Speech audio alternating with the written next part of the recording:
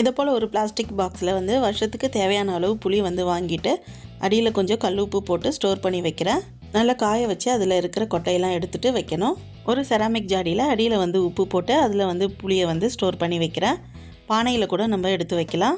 உப்பு போட்டு எடுத்து வைக்கிறதுனால பூச்சி வண்டு எதுவும் வராமல் இருக்கும்.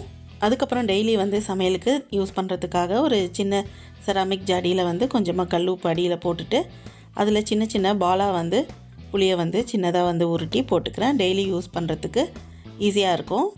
புளியை எடுக்கக்குள்ளே நம்ம கையில் வந்து ஈரம் இல்லாமல் பார்த்துக்கணும். அப்படி இருந்தால் கொஞ்சம் பிசு பிசுன்னு ஆகிடும். அதுக்கப்புறம் வந்து வண்டு பூச்சிலாம் வந்து வந்துடும். இதை போல் சின்ன சின்ன பாலாக வந்து போட்டு வைக்கிறதுனால எடுத்து யூஸ் பண்ணுறதுக்கும் கொஞ்சம் ஈஸியாக இருக்கும். பிளாஸ்டிக் ஜாடியை வந்து பரணை மேலே வச்சுடுவேன். செராமிக் ஜாடியை வந்துட்டு கிச்சனில் வந்து வச்சுருக்கேன். அதுக்கப்புறம் எடுத்து யூஸ் பண்ணுறத கேஸ் ஸ்டவ்வுக்கு பக்கத்துலேயே வந்து வச்சுருக்கேன். பக்கத்துலேயே கொஞ்சம் பழைய புளியும் வந்து வாங்கிட்டு இதில் ஸ்டோர் பண்ணி வச்சுருக்கேன்.